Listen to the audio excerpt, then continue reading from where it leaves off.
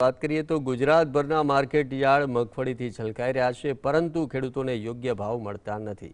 એક બાજુ કમોસમી વરસાદે પાક બગાડ્યો છે, મોંઘવારીમાં ઉત્પાદન ખર્ચ વધ્યો છે, તો બીજી બાજુ ટેકાના ભાવે ખરીદીમાં યોગ્ય ભાવ ન મળતા ખેડૂતોમાં નારાજગી વ્યાપી છે।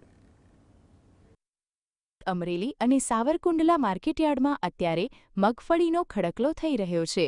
યાર્ડના દરેક ખૂણેથી મગફળીના ઢગલા ઉભરાઈ રહ્યા છે। ખેડૂતો પોતાનો પાક વેચવા એવી આશા સાથે લાઈન લગાવી રહ્યા છે કે તેમને સારો ભાવ મળશે, પરંતુ યાર્ડના ભાવ આખી મહેનત પર પાણી ફેરવી દે તેવા છે।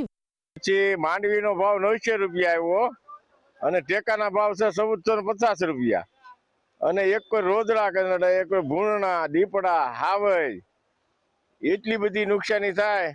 અમને કોઈ લાભ જ મળતો નથી। 1800-1900 રૂપિયાની ડીએપી ની થેલી છે અને વાવેતર ખેડ ખાતર બિયારણ બધું કરો તો અમુકની નુકસાની અમારે એટલી બધી ગઈ છે કે હદ બારી હદ।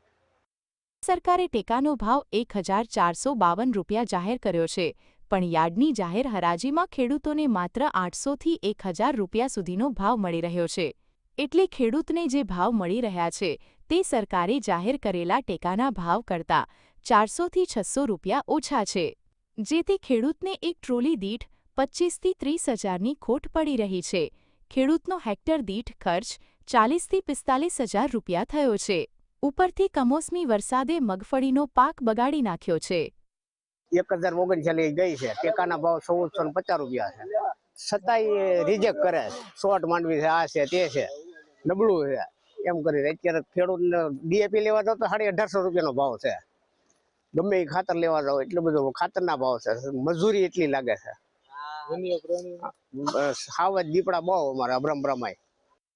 મોંઘુદાટ ખાતર બિયારણ અને 4 મહિનાની કાળી મહેનતની મજૂરી કરીને પકવેલા મગફળીના પાકના પોષણક્ષમ ભાવો ન મળતા ખેડૂતો હતાશ થઈ ગયા છે। આ સ્થિતિ વચ્ચે પણ યાર્ડના સત્તાધીશોનું માનવું છે કે ખેડૂતોને મળેલો ભાવ યોગ્ય અને સંતોષકારક છે।